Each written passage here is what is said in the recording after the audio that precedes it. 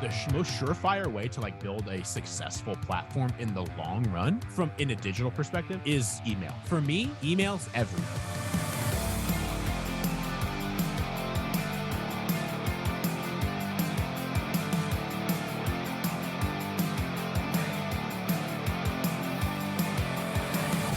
Hey friends, this is Eric Nemens. Thank you so much for joining us for this episode of the Christian Podcaster.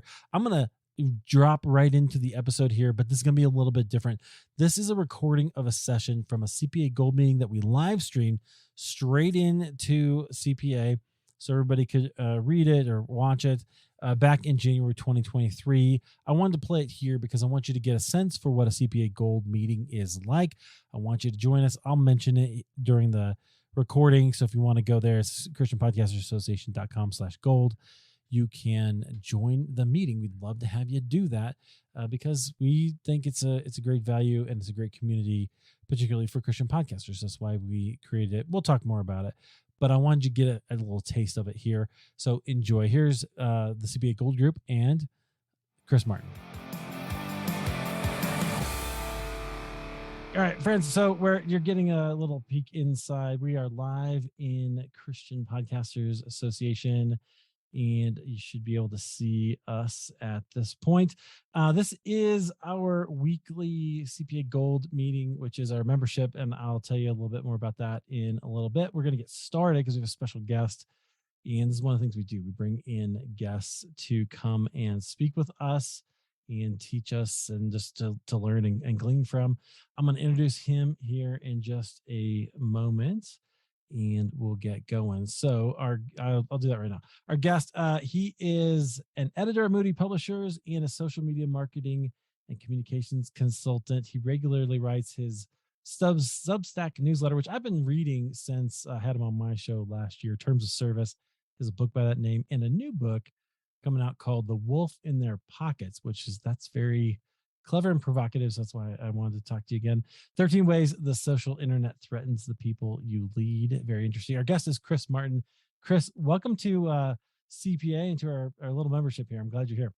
Yeah, thanks for having me. I recognize a few familiar faces and names from, I did a little bit of a circuit of some of these folks for Terms when it came out a year ago, which is crazy. I was looking through my email to find our discussion about tonight to make sure I had all my details right. And I saw that it was like almost exactly a year ago that I was on your podcast. So it's funny. I noticed that. Yeah. Thanks for having me. Which is fantastic. Thanks for being here. So, and I'm glad that, the new book gives us a good occasion, but I think we've been kind of looking at for a while, but we normally meet on Tuesday and you got like small group or something really important like that. So that's all right. We shifted because I think what you have to say is really super important and I want to hear it. So what I'd love to do, we have that kind of brief introduction for you and kind of what you're up to, but give us a little more on like what you do at your Substacks, Terms of Service, and kind of what you're passionate about, and that'll kind of frame the conversation where we're going to go from there. Yeah, sure. So where do I even start this conversation? So I've worked in social media and online content, my whole career. And I started writing. In fact, I just wrote about this past week in my newsletter. I started writing on the internet when I was like 13.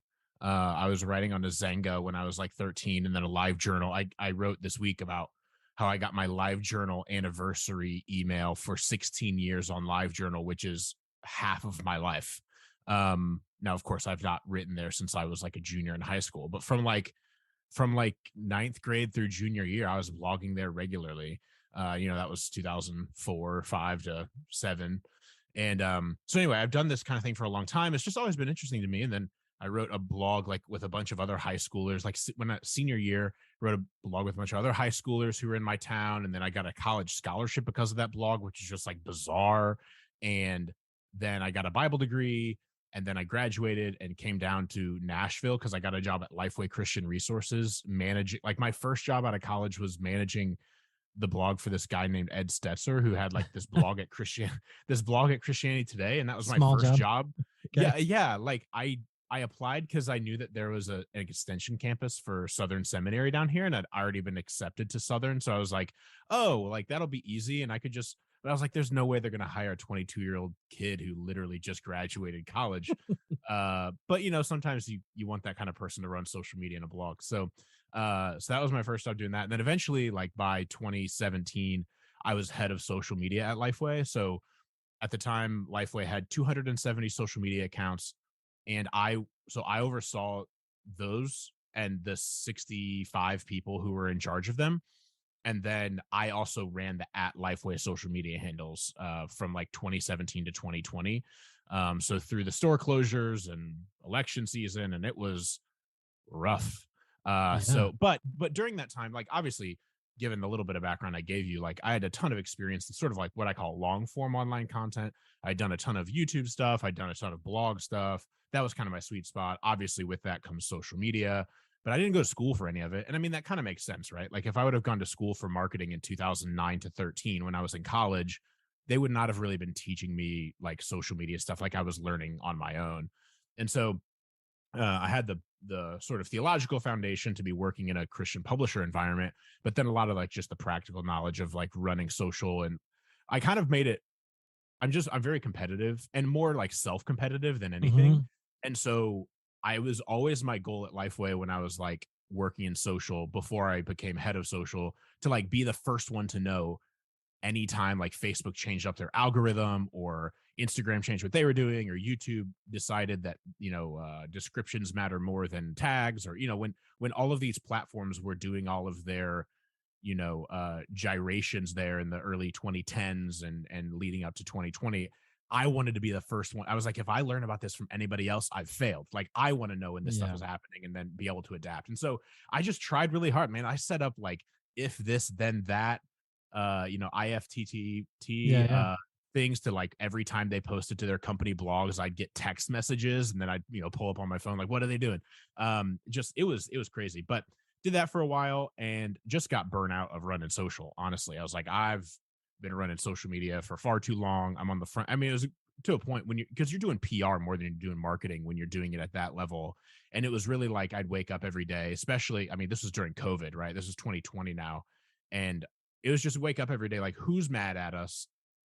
Why? Is it justified? And what do we do about it? And Right. so it was just a lot of like putting out fires. And I was pretty good at I was good at putting out fires and good at fighting fires.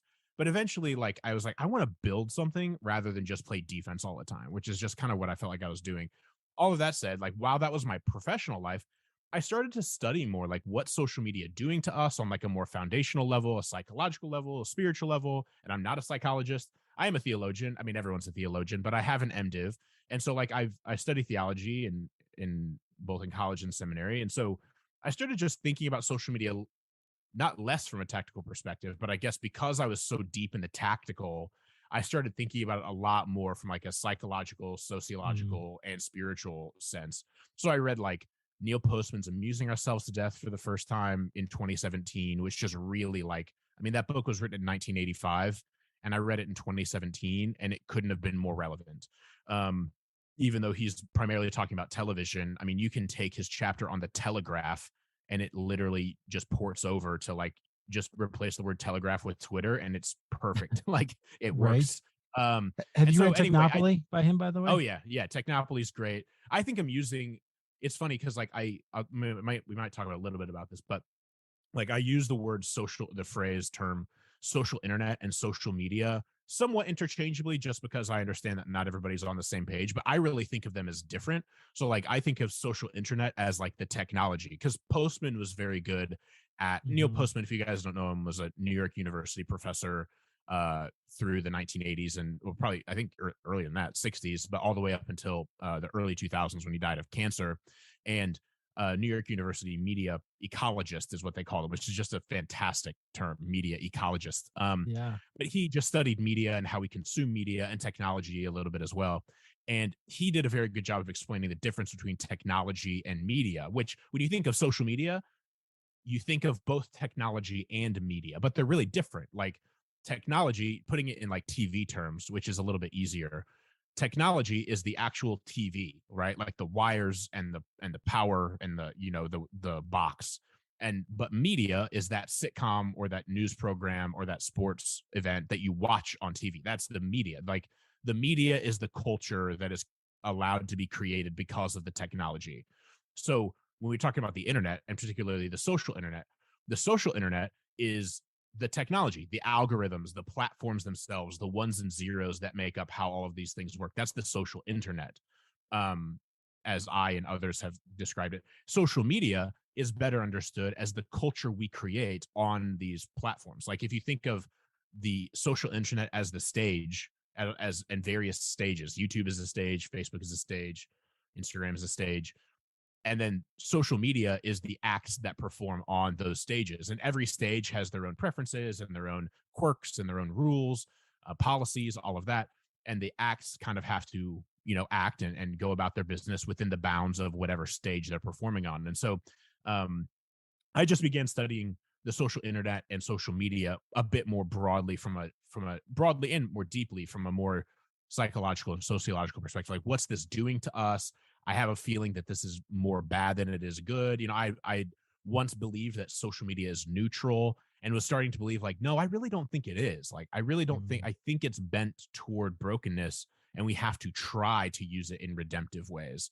I don't think it's a sort of blank slate situation. And so I just started to have some more deep thoughts about it, and thought I'm a pretty good writer, I've been told, and have done a ton of writing over the course of my life. And so I was like, I think I should start, taking some of these thoughts that I have that I'm just sharing with friends and occasionally writing at some outlets and do it in a more focused way. So I started the terms of service Substack. Substack was very new at the time when I started in like late 2019 or early 2020. I think it was like right before COVID kind of happened.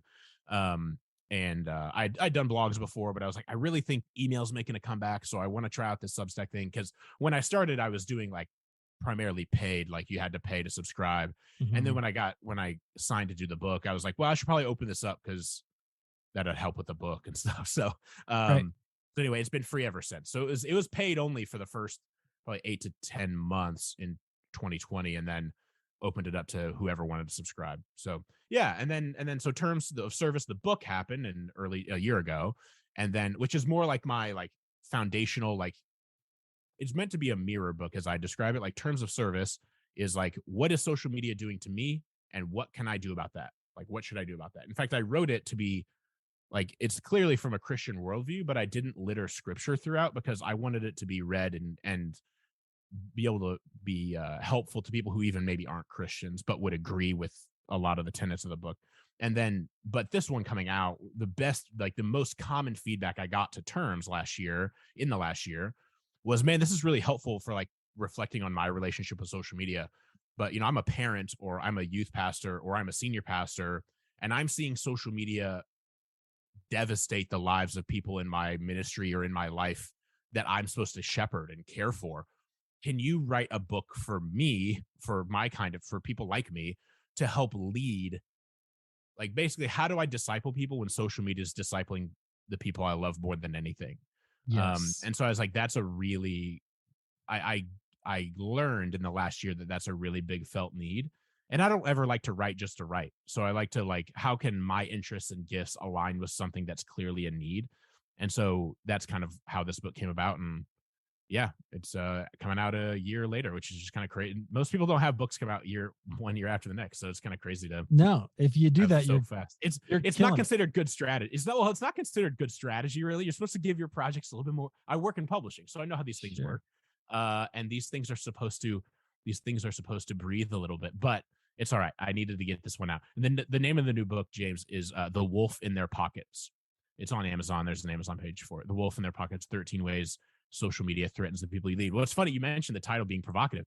I just was like, when I started writing the proposal, that image came, like, people are trying to shepherd the sheep, Yeah. and protect them from wolves, but they're carrying wolves around in their pockets. And so I just was like, oh, that's kind of a quippy little title. Like, I'll just name the proposal that, as like, because you need to name it something rather than just like book proposal.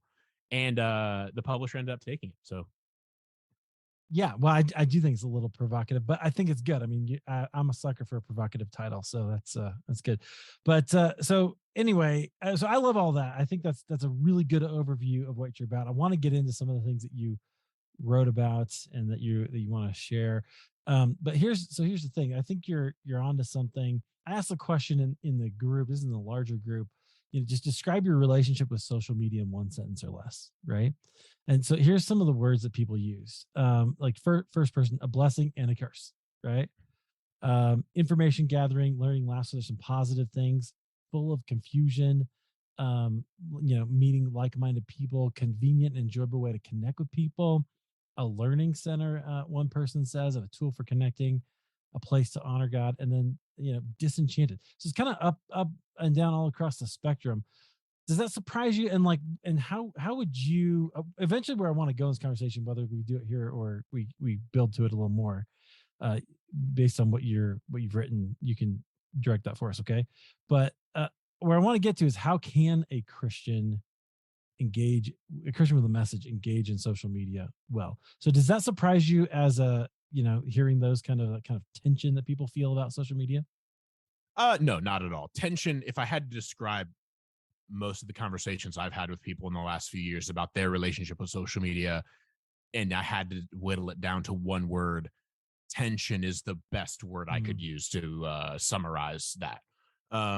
So I think, yeah, like the tension is, yeah, I mean, I don't know how else to say it. Like tension yeah. is the epitome of most people's relationship with social media. And here's the thing is like almost no one, it's very rare that someone is going to use social media and say, this is absolutely awful and it's destroying my life. Because chances are, if they feel that way, they would not count themselves among people who are still using social media. But I think, and this is kind of the point of when I wrote terms, was like, I think it's kind of eating us alive without us realizing it in a lot of ways. Like it's warping us and how we interact with the world in ways we don't realize. Like it's making us like crave entertainment, about like we start to judge things based on how entertaining they are or how good they make us feel. And we don't necessarily see that as bad. Like we, if you asked us what's our relationship with social media, we wouldn't say it's turning us into self-centered consumeristic monsters, but it is in some respects.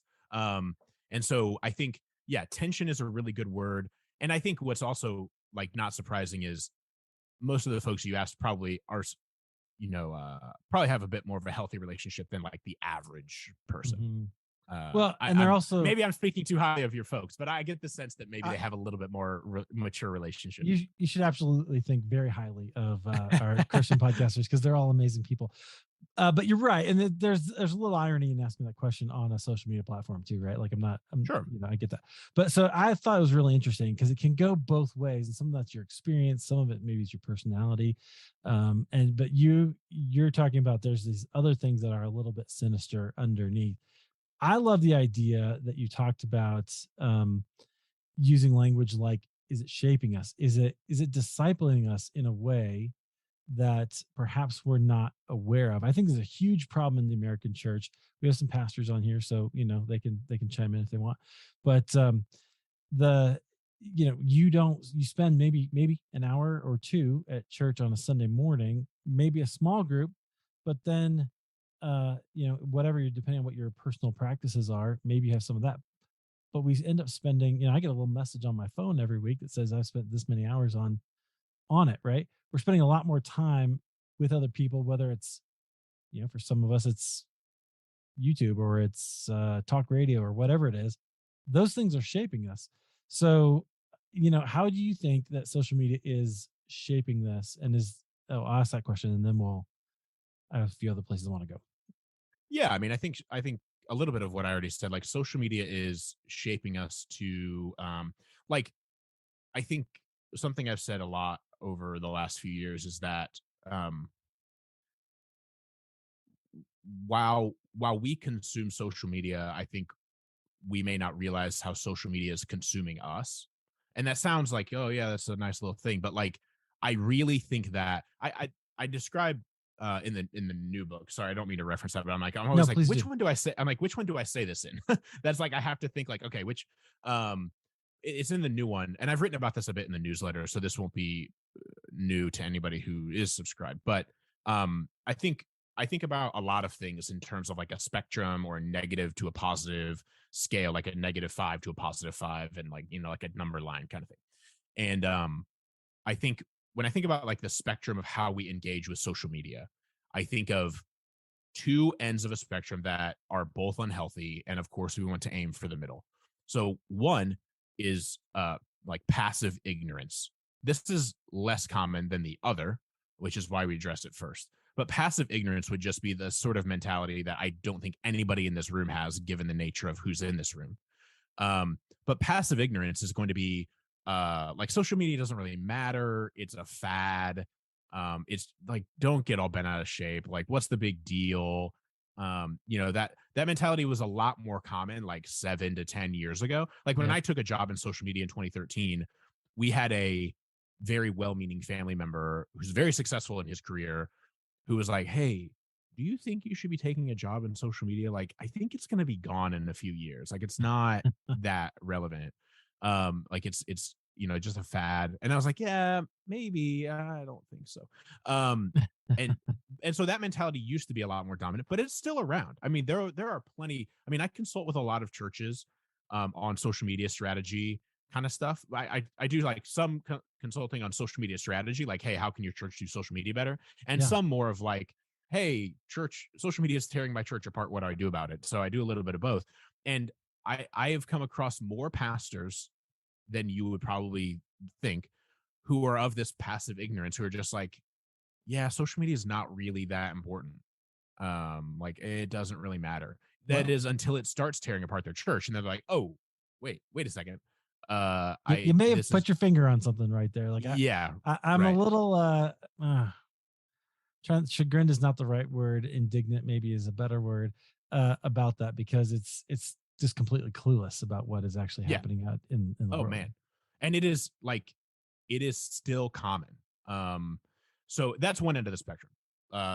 That's overall among the general like American population, that's the less common one, but within a lot of church circles, it Mm. is still quite common. The other end of the spectrum of how we relate to social media, I think, on in an unhealthy way, is this sort of uncritical embrace, and this is the more common one, and the one that some of you in this room may fall prey to. I know I have, and that's a little bit harder to reconcile because we might feel a little bit convicted about it.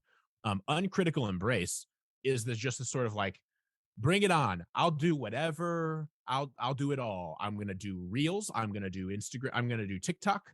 I'm gonna do YouTube Shorts. I'm gonna be on every platform. I'm gonna post as many times a day. Oh, Instagram wants my location. Why not? Yeah, of course. I'll give Instagram my location. Who cares?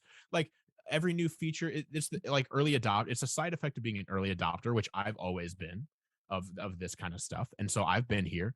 But it's this idea that like anything that comes along, we're just like, oh yeah, I'm not going to think twice about this. Of course I'm going to give this a shot. Of course I'm going to download this new app and do this thing. And that is the default, what I would call this the default orientation of our hearts and minds towards social media.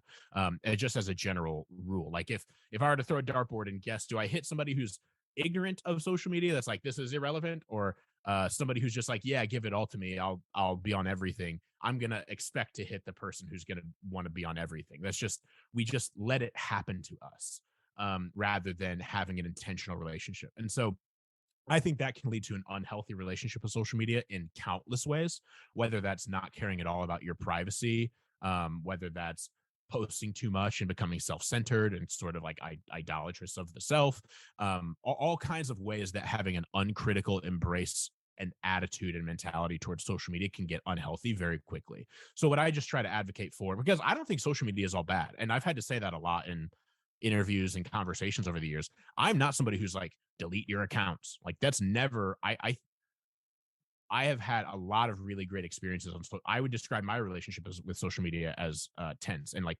by described by tension. Um, so I'm not one to say it's all bad and you should just delete your accounts. But I do think we have to, if we're going to use it in a healthy way, we have to be intentional about it. In the same way that an alcoholic going to meet friends at a restaurant that serves alcohol needs to not like needs to he can't just cruise in there and not think about, hey, I have to make sure not to consume here. Like we're addicted to attention. Many of us, we're addicted to the feedback that we get. I don't need to get into all those psychological discussions of dopamine and all of that, but Yeah. we're so addicted to so much that we gain that if we aren't intentional, like, um, hey, do I need notifications for Instagram turned on, or can I live my life with Instagram notifications turned off? Like, I just always advocate for, let's engage with these things on our own terms rather than being beckoned by them to engage. And I just think that can lead to a more healthy relationship. So yeah, I think I could list 100 ways that I think that we maybe get it sideways, but best kind of summarizes passive ignorance, which is maybe some of us, but few in here. Uncritical embrace is the most common unhealthy kind of posture. And I just try to advocate for intentional engagement. Even if you decide, I don't really want to be on social, I think, like, for a pastor who I've talked to in this situation who's maybe more ignorant, it's like, I don't want to be there. I'm not like, you have to open a Facebook account, pastor, or you're being a bad pastor. It's more just like, hey, be aware of things that are going on. Like, be aware of how, like, some of the data and the research and various stories and happenings regarding social media. I'm not saying everybody needs to be engaged to be intentionally engaged. So anyway. Yeah, that's great. Okay, so here's what I really want to know, because I hear you talking about this social media. It can shape us, it can, push us and nudge us in certain directions. I think that's absolutely true. We're always being shaped, we're always being formed by the practices that we engage in, particularly the ones that we engage in the most. um so I'm really curious. We're all content creators, right? You are too. We're all content creators. We're all making stuff that we want more people to see, right? Which I think is part of the allure of social media for us. Now, we all know, if you've done this for a little while, it's not the magic bullet that you kind of hope it is, right? That some people seem to get lucky. You never see the stuff on the back end and all the teams and people that they've got. It doesn't really work like you think it does. But I think it's incumbent, and I teach this all the time to our to my friends here on the Zoom with us, um, that having a social media strategy, making sure you're sharing, is part of promoting your podcast. It's part of sharing your thing. So how can Christian creators avoid the sort of harmful, manipulative, deceptive practices that people have on social, to kind of sell their junk, whatever it is, and do it in a way that really honors not only Christ but also the human beings that they're trying to share it with? Can you say the first part again? I missed the very beginning.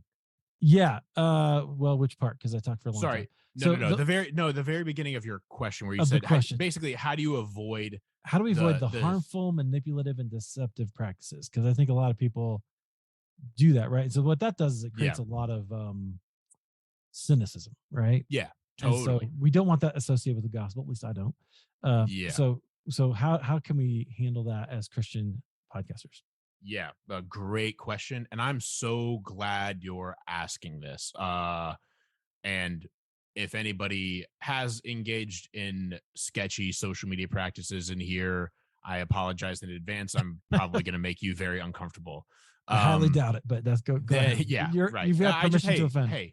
look, there yeah, you'd be surprised who has engaged with some in some super shady social media practices because you'd know their names.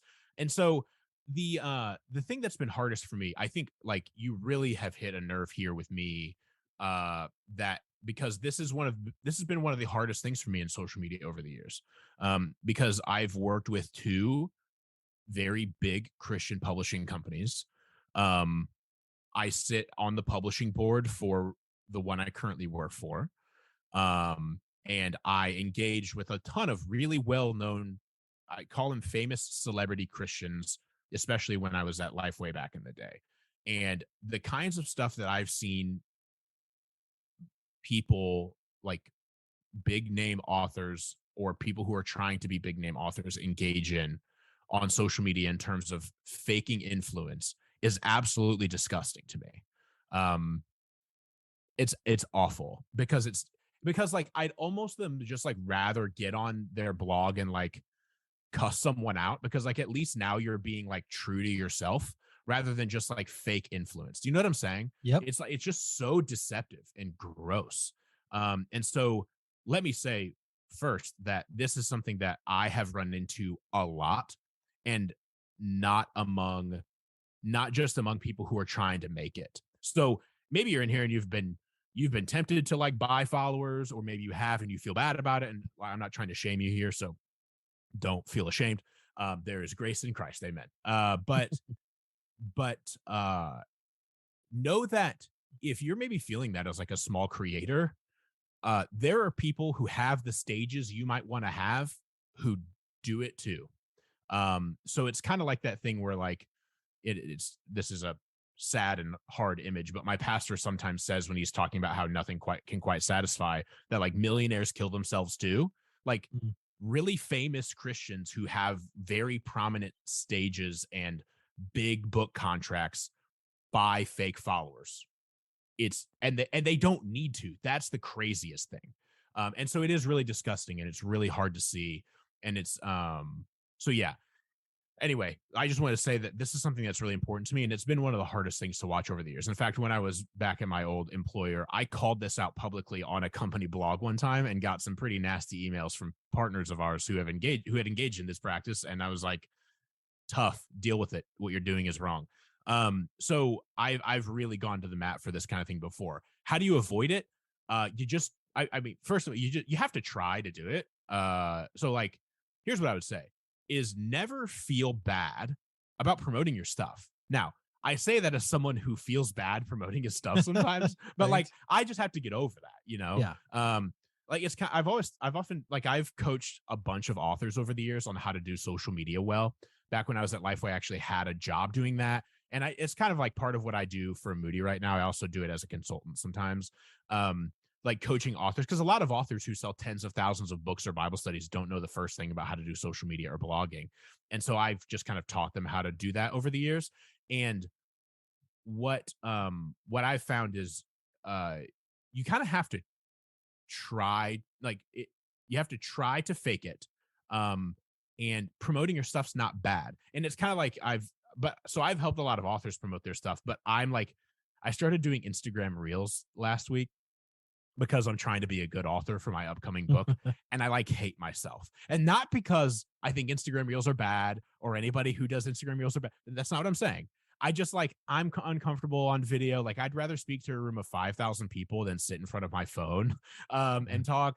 And so I just feel weird and it feels really self-aggrandizing, even though like I don't judge people who do it because I watch people who do it all the time and find them very insightful and helpful. But it's like, who am I to do this? Like I just feel really uncomfortable. So all of that, know that that's where I'm coming from.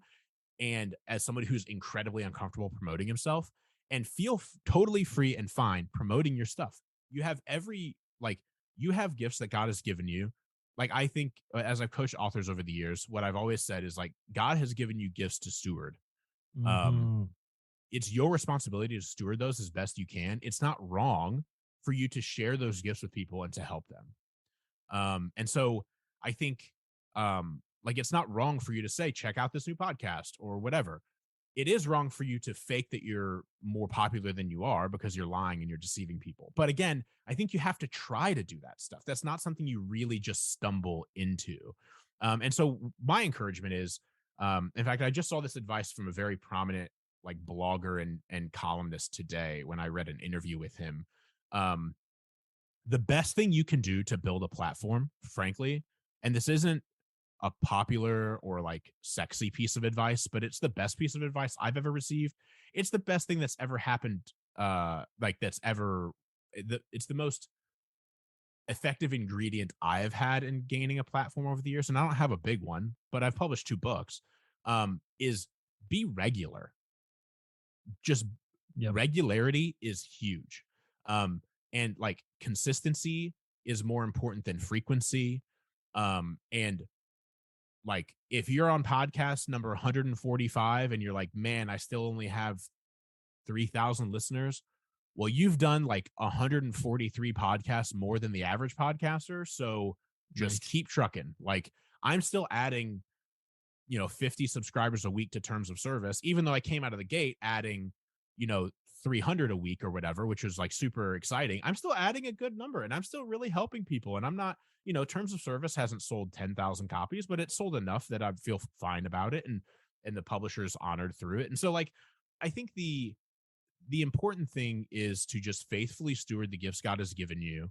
Trust that he'll bless that in whatever ways he sees fit, not necessarily that you see fit. And even still, even as I have a few thousand newsletter readers and book buyers and all of that, nothing compares to the email I get from a reader on the newsletter of a book that says, man, this really helped me figure out how to help my kid manage his relationship with social media or whatever. Mm. Like that's worth 100,000 email subscribers to me. It really is. And so I think just like don't underestimate the value of qualitative feedback, and just keep plugging away and like execute every strategy. Again, this is coming from a guy who used to study the Facebook algorithm as his job and like game it as best as I could in an ethical way, but like figure like how does it tick? How can I make it happy and serve my audience all at the same time? So like do the best practices, do the strategies. Don't feel bad promoting your stuff. Just don't try to make people think you're more important or well known than you are, because they'll figure it out. And if they don't figure it out, they're probably not worth partnering with to begin with. And I've like on the publishing board that I sit on, there are a handful of times where I've had to talk to like the acquisitions editor who's bringing the book forward. Like, hey, yeah, this person has 10,000 Instagram followers, but I can tell you that 8,000 of them are fake, and let me show you how. And then that person, like, no, we're not going to work with them, and like, will advise others to not work with them if we're asked. Like, it's just don't go that route. It doesn't tend to pay like you think it might pay off. And just faithfully do the work, build your audience, plug away, and I think the Lord will honor that. Absolutely. All right, I'm throwing my hands in the air because that's the advice I give, right? I think I'm with you on that. I think you got to show up, you got to do the work, you got to keep sharing over and over and over again, publishing your episodes and publish regularly, and then get, and I would say even build a community. So I'm curious about that, Chris. What do you think about I think the question I want to ask is like, what does a Christ-like social media engagement look like? And so maybe you've been outlining that a little bit for us here. But I really think community, there's a lot of opportunities and positive aspects in communities. I think I've been told, so it's not just my opinion, that CPA has a really great community. And for a Christian, yeah, or for a Facebook group, right? So it's not all of them are that way. Uh, but anyway, so how do we do that? The question is, how do we have a Christ-like social media engagement, and are there positives like communities or other things like that?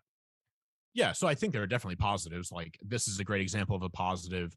I've been a part of a number of social media communities over the years where like I've forged lifelong friendships that started in those social media communities. Some of my best friends in the world are people that I actually met first on social media, and then we just happen to end up living near each other. And so I think there's like I said before, I'm often talking about the negatives of social media just because I think we're all well aware of a lot of Yeah. the positives, but we just tend to like gloss over or not pay attention to the negatives. And those are the things that need drug out into the light. But I like social media a lot, even if I think it's bent towards sin and evil, because it's man-made and everything we make is that way. Even though I do think it's bent that way, I think there are plenty of ways that it can be redemptive and encouraging and helpful.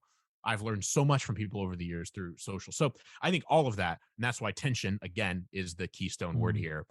And I think the way like to have a faithful, like Christ-like social media presence, this is something I used to be awful at. When I first got to Lifeway, especially, like I was new and starting to engage with like well-known people on social media, and everybody knew I worked for Stetzer, and I was kind of like trying to figure out who I was still as an adult. And I was like a jerk on social media a lot. And this was back in the day where like it was kind of more common to like get in arguments on social media and stuff, just like because Mhm. we were all it was like a kid with a new toy. Like we were all still trying to figure out like how do we do this? And let's debate theology on Twitter. That sounds like a good idea. But like today, it's like Why it's bother? still happening, but most people are just like, come on, this isn't the place to do that. But back in 2013, that was a lot more common. It was just like more, I don't know, it was more acceptable maybe. So I used to not have a very Christ-like social media presence. So know that I think the Lord has been gracious in sanctifying me in that. But those tweets still exist, so you can go find them. But like, um, but I think it looks like trying to be more encouraging than discouraging. like I say that as somebody like I still will tweet critical things. It's like if I read something like I don't think this article has it right, or like I don't think that's bad, but I'm not mean. There's a difference between Mm, disagreeing with something or someone on social media and being mean. Like I think we all know that line. And I like if I see something or someone, a friend of mine, another point, and this is more like just strategy than anything. It's also Christ, it can lead to being more Christ like, is I tend to just not engage in prolonged conversation with anybody I don't know personally. So often people will push back against what I've written on a social media platform, and I'll defend myself with one tweet reply or something like that, but I'm not going to sit there for 30 minutes and like debate this person. And I just think that I have kind of set myself to like, I'm not going to engage with strangers beyond a tweet or two, uh, has made me have a little bit more of a Christ-like Twitter presence, because I'm less likely to get into like a belabored like fight about something.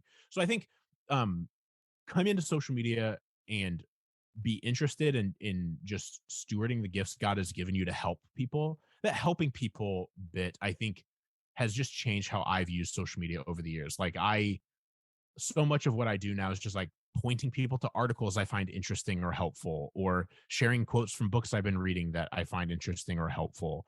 So occasionally, like I said, this isn't something where I'm never saying anything. No, I'm never, this isn't where I'm never being negative. Sometimes I am like saying, hey, I don't think this person has it right or whatever.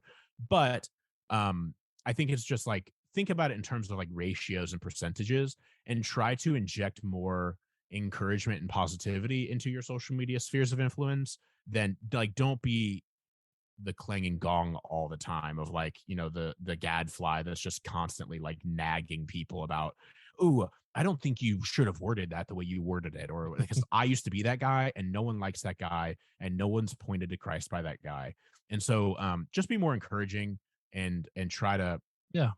create resources that help people rather than like change people's minds or debate or whatever. I just think it can tend to, you're gonna run yourself breathless, metaphorically speaking.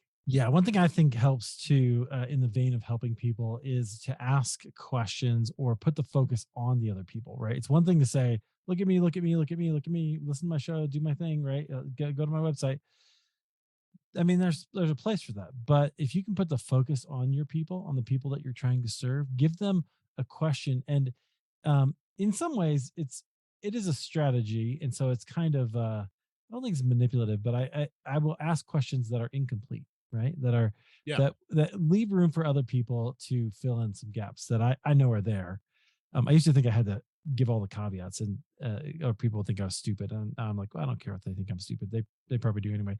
But if I add if I leave that space for them, then people will fill in those gaps, and that actually creates engagement, right? That creates, then people are sharing, and you can ask questions, and you can lead people, and that actually can create an interesting community. I love bringing together people on social from different segments of my life, right? From church, and from that I used to work with 25 years ago, and my wife's family, or what, like all these weird pockets of my life, and make put them all in conversation together around one idea. I think is really kind of powerful, and Yeah.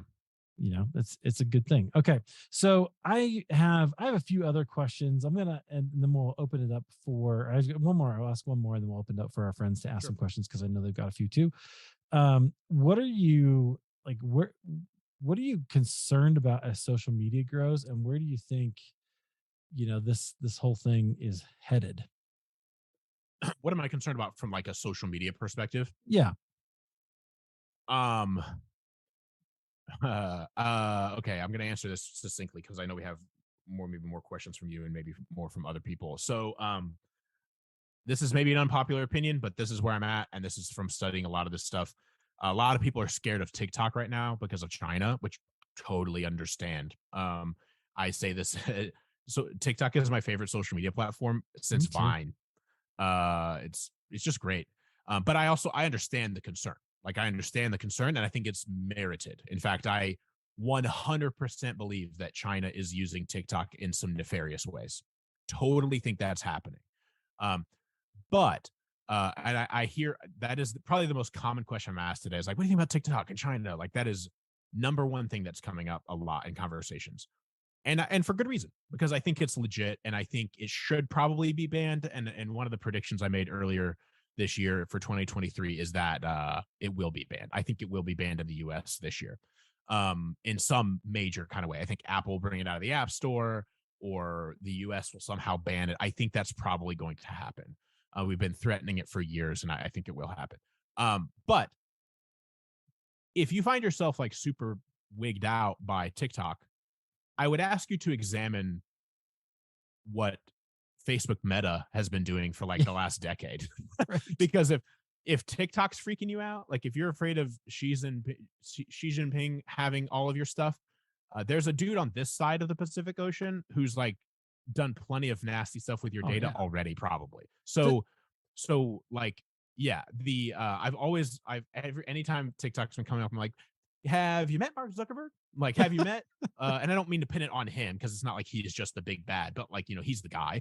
And so like, I am far, far more concerned about the long-term ramifications of Facebook Meta than I am TikTok. Totally. 100%. And yeah, like the Chinese government is genocidal and crazy. Totally. But like that is so much further away in a lot of ways than the ways we're being sort of manipulated and used by Facebook Meta's handling of our data. So what I'm concerned about moving forward is um how much longer are we going to be willing to give up our sense of autonomy and self for entertainment and pleasure through social media? And I really hope that um we don't get to a point where we're just willing to give up anything to be able to express ourselves online. And this is why like I just preach intentionality and being like smart about what information you share. And I can't tell you, like, I've talked with so many friends over the years who have just like feel like they've been victims of like predation by people on social media or social media platforms. I had a friend who had twins born early, and they were in the neonatal ICU for a handful of weeks, and she was like posting pictures to her Instagram to like, hey, here's what's going on, here's why we're here, here's how you can pray for us, that kind of thing. yeah. And like she had a woman impersonated her, downloaded all the pictures, started using pictures of her kids to get donations for Mm, herself to the tune of like 10 grand. That was here in Nashville at Vanderbilt University Medical Center. Like, this is a friend of mine.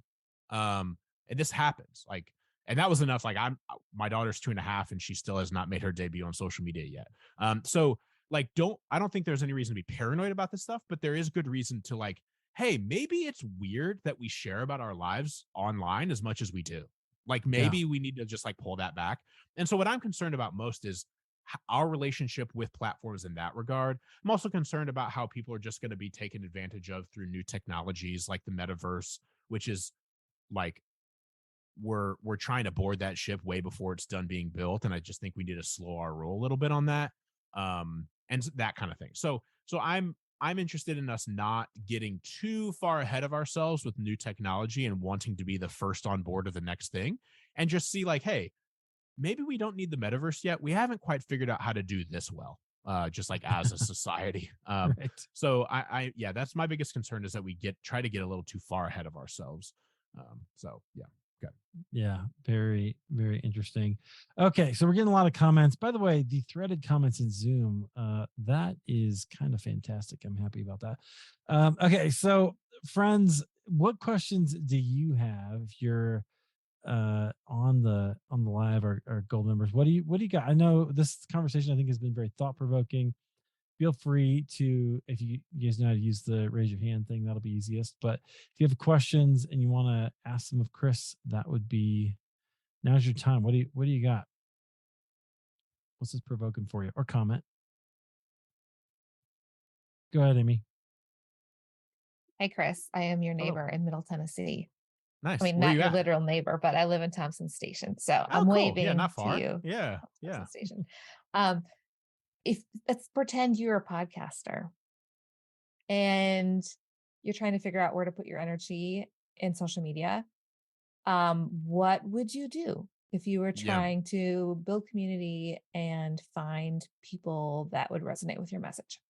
Sure. So I have been a podcaster in the past, not a very good one. It was like, hey, a few friends that we we had a podcast called Social Cues, like Social QS, where we just talked about social media. But it was very much just like, we're just going to sit down and shoot the breeze. And if anybody listens, that's cool. So I wasn't a very good podcaster in that regard. But yeah, I have a semi good answer for this because I work at Moody Publishers, who lives alongside Moody Radio. And radio is kind of in the same boat as podcasting, a bit different, but in this regard, it's quite similar of like, how do we take an audio based medium and make it work on social media? And so I've been working with radio a lot, Moody Radio, which is like the biggest Christian radio thing in the country, in some, depending on how you categorize it. And so, but they've historically not done a ton on social media. And so I'm trying to help them get a little bit better at it. And so what I would do is I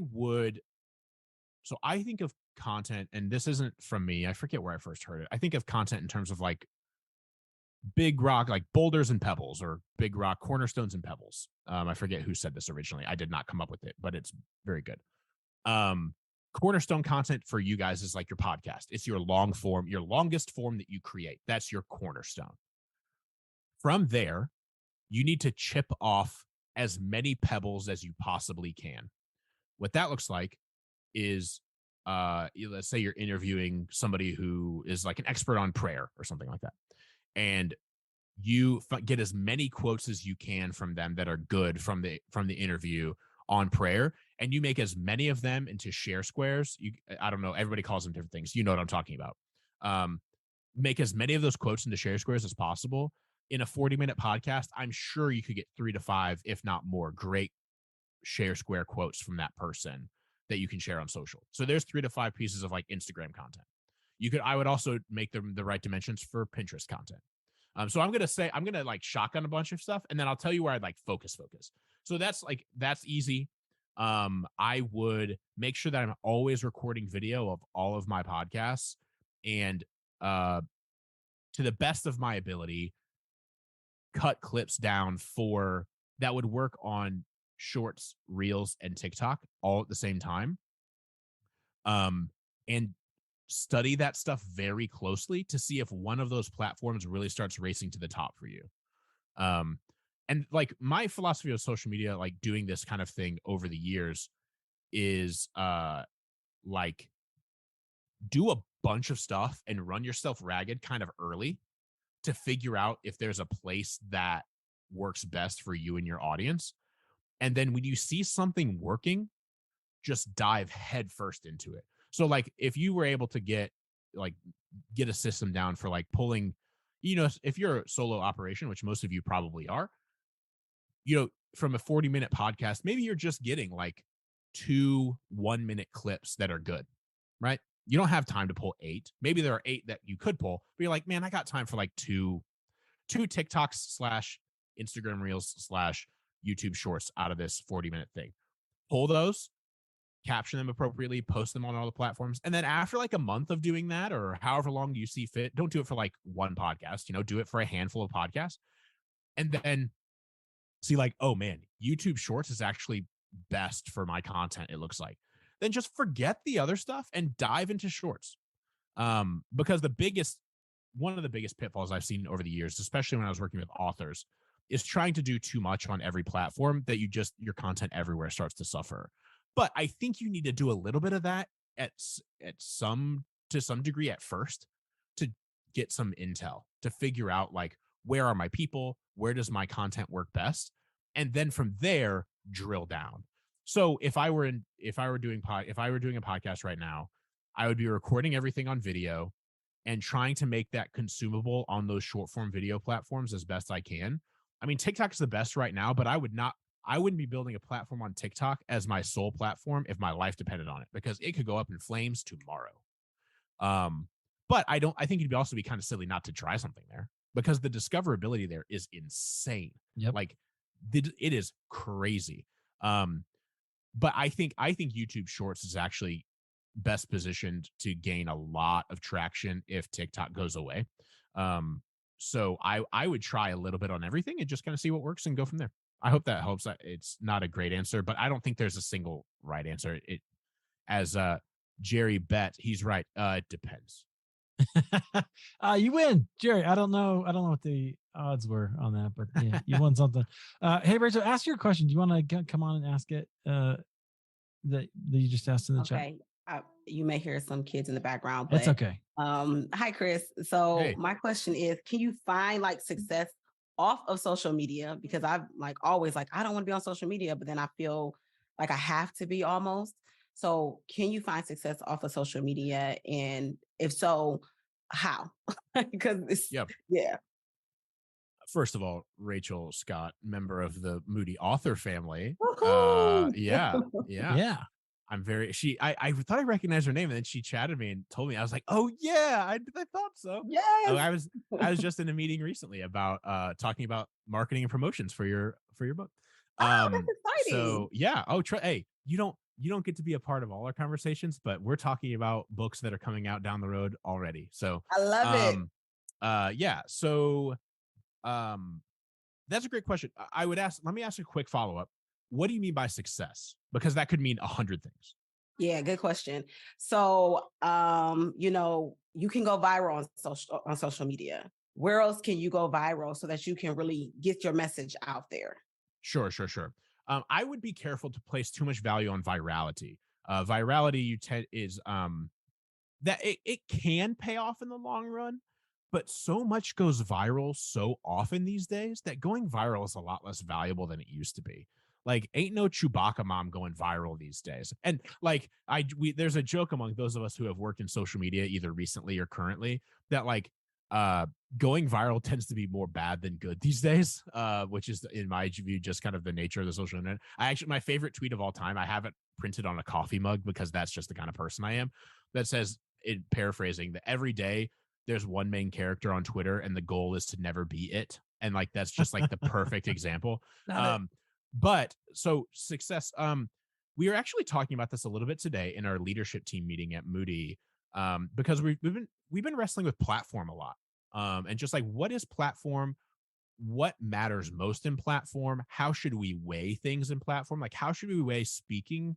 Like, if an author's coming with a book proposal, how should we weigh how often they speak about their topic versus how many followers they have on social media versus how many people are in their email list versus how many downloads they have of their podcast?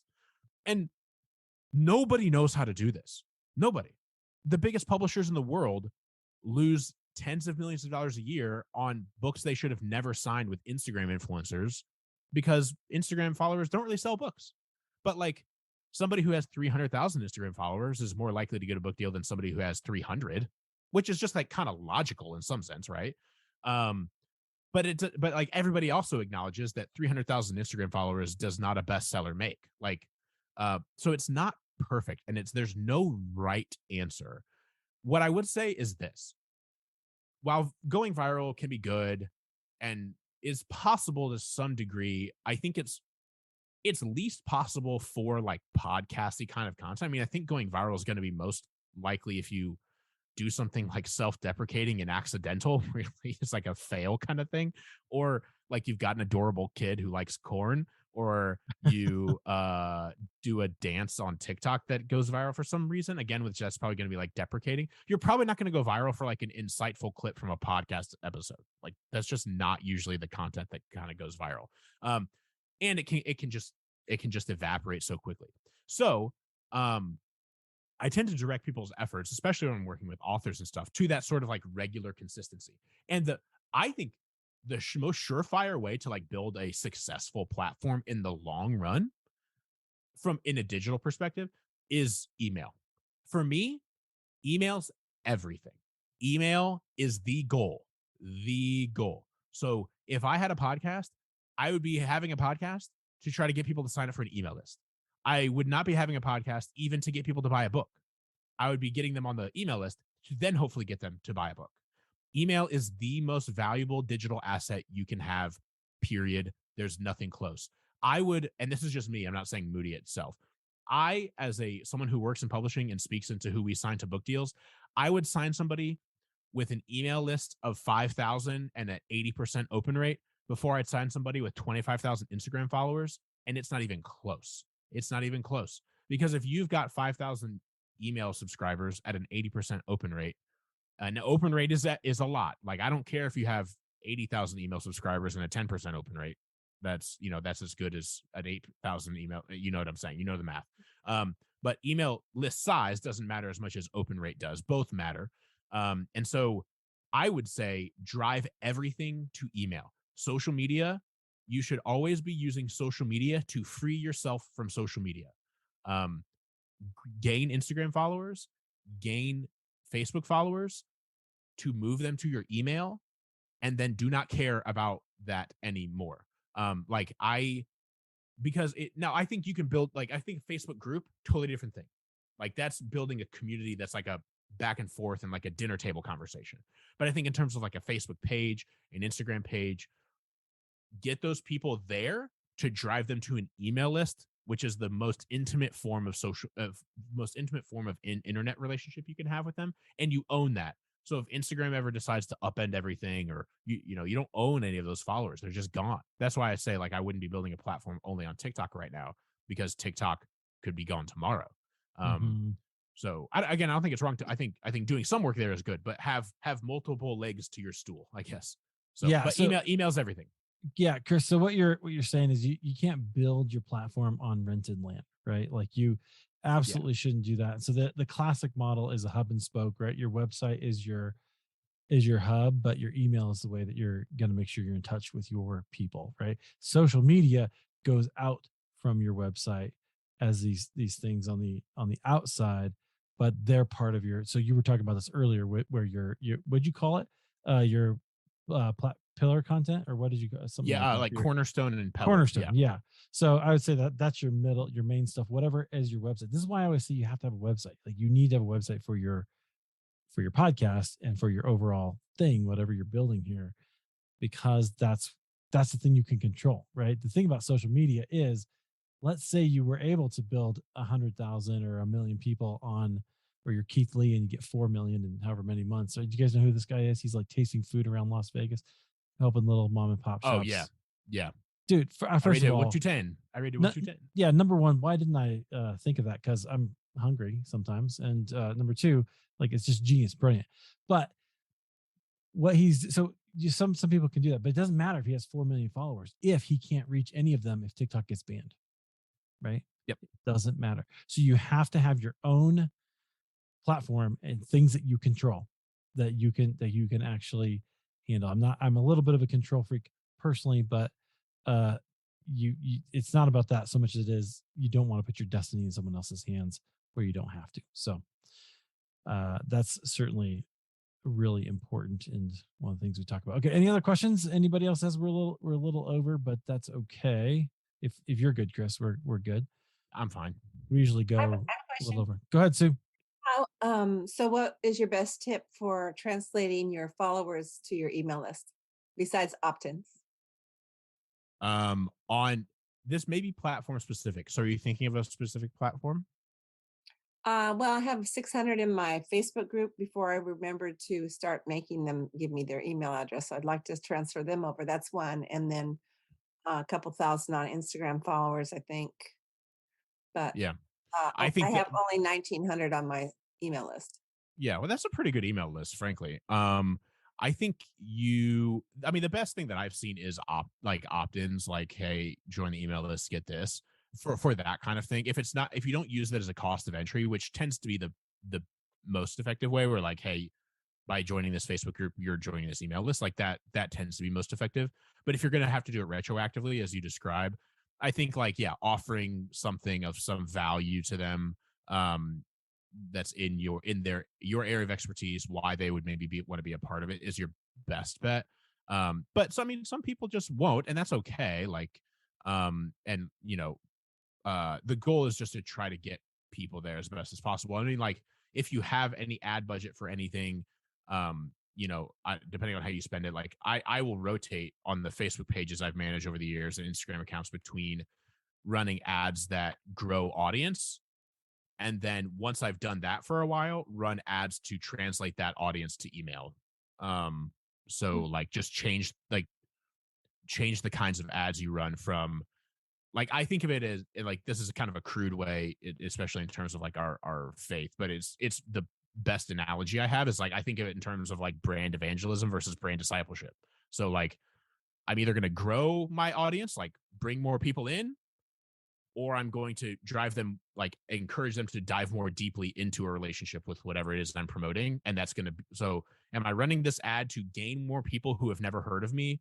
Or am I running this ad to drive the people who have heard of me and are kind of hanging around the fringes to have a more deep relationship with me through a sale or an email list or whatever? So that's easier if you have a little bit of money to spend from time to time. And by that, I literally mean like $20 a week or something like that. Because I've run campaigns easily on that little of a budget. So Thank you. yeah. Love it. Any other questions you guys have? Ooh, good. This is a good question from Jerry on is Substack considered a rented space like social media? Can I address that? That's a good question. I was hoping you would. Okay. This is a really good question because Substack does feel a little bit like a gray area. And I think it is. Because here's what I would say. I would be hesitant to like expect Substack to pay my mortgage. Unless it's paying 10 times my mortgage, and then it's like, okay, if Substack goes away tomorrow, I'll probably figure something out. But you know, if I'm like, yeah, man, I'm making as a Substack creator, but like barely. Because if they change their rates, if they do go away, you might be in trouble. Like your audience may not follow you wherever you got to go. However, you will keep your email list if Substack goes away. That's where it's different from social. Mm-hmm. If Instagram goes away tomorrow, they're gone. Good luck. Like, sorry about you.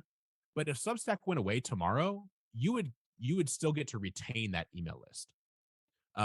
You would not retain the dollars. Like, you'd have to figure out a way to get people to pay you again. That's why I would say, like, I'd be a little bit nervous of like going full time as a Substack creator unless I was making like way more money than I needed month to month. Then it's like, okay, if I have to bounce over to this other paid newsletter platform, I'll probably carry enough people over that I'll be okay. But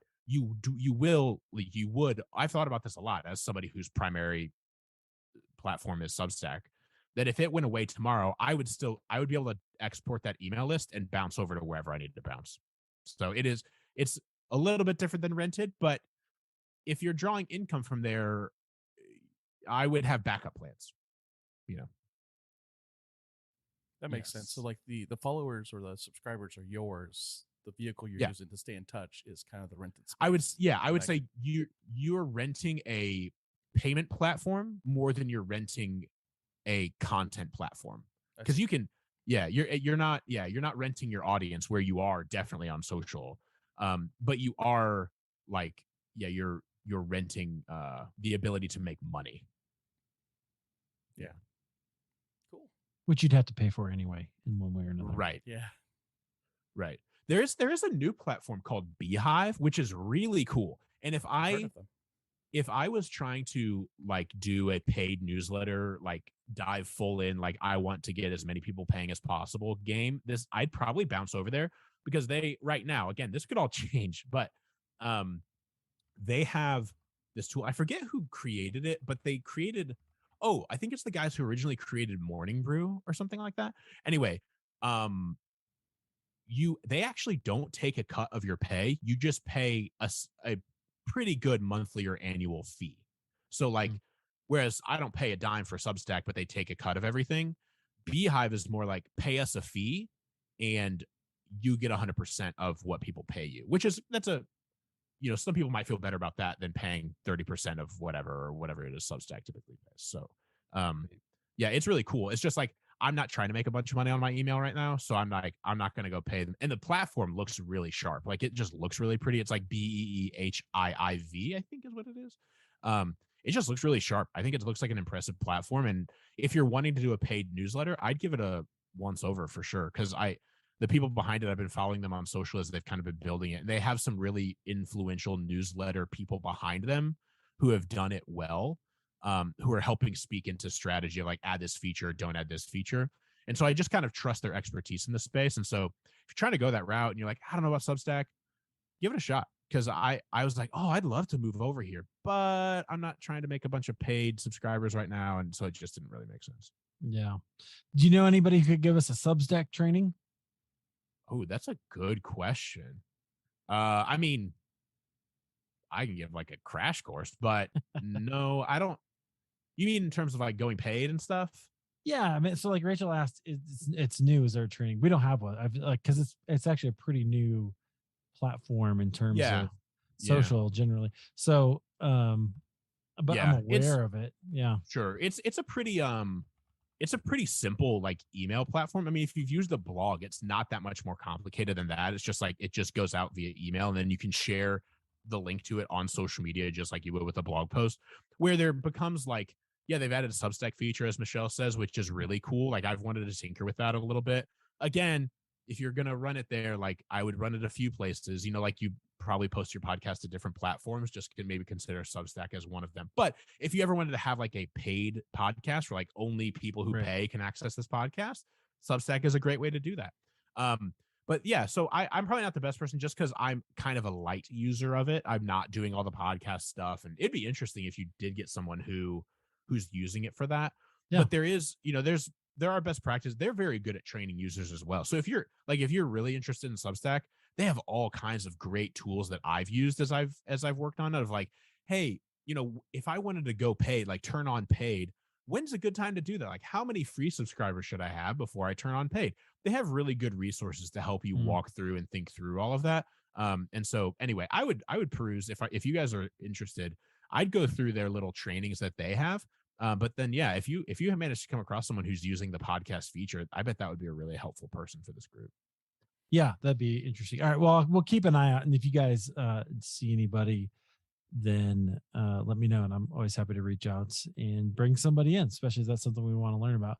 All right, yeah, interesting. Michelle, you've been looking at maybe doing a paid podcast. I was curious if you were looking at that for that, but interesting. All right. Well, Chris, thanks so much for being here. I really do appreciate your expertise and just the conversation. I think, yeah, it's very thoughtful and gives us all something to think about and consider how we're going to engage online. Again, I think that idea, it is possible to engage in a Christ-like way, certainly with humility and grace and joy on social media, not just, some of the junk that we're all familiar with. And maybe once in a while I've from fomented. Is that the word? Maybe. And anyway, you guys get the idea. Hey, friends, if you're watching in CPA today, I'm going to post a link. This is one of our gold sessions. So we bring in members or bring in speakers like Chris and others at least once a month, or I've been thinking about doing it more. Maybe we'll see. But that is part of what we do to have these conversations, to challenge us. We also have coaching, group coaching calls and masterminds where we challenge each other and we give our goals and we give our challenges. And this is a thing that somebody's dealing with. And then we all kind of, we hive mind that and we go together and find the way so that we can encourage and keep each other going. If that appeals to you, would love to have you in CPA Gold. These people are all amazing. And I know that they would help you support you as well as I will. A couple of them are new members and I appreciate that. If you want to join, I'm going to put the link down here, or you can message me and I'm happy to hop on a call and chat with you about it. Guys, thanks a lot. Thanks again, Chris. Where can people find you? Termsofservice.social? Yeah, termsofservice.social on Twitter at Chris Martin 17 is probably the best place. I'm on Instagram as well. I'm posting reels there now, as I said, so that's weird. Also, I wanted to say I have this new book coming out in March. If anybody needs podcast guests, I will come on anyone's podcast to talk about whatever you want. So reach out to me on Twitter, Instagram. My email is chris.j.martin17@gmail.com. I can put it in the chat, but there you go. chrisjmartin17@gmail.com. I'll come on your guys' podcast. I promise I'll try to be a good guest and we'll talk about whatever you want. I don't care. Whatever. That was on my list of things to say, but I'm glad that you brought it up. So friends, if you haven't had Chris, definitely connect with him and have him on your show. If you're in the main CPA group, do that as well. So I hope that we can get you a bunch of interviews just for being here. So Chris, thanks again for being here. Friends, we'll see you next week. It'll be great.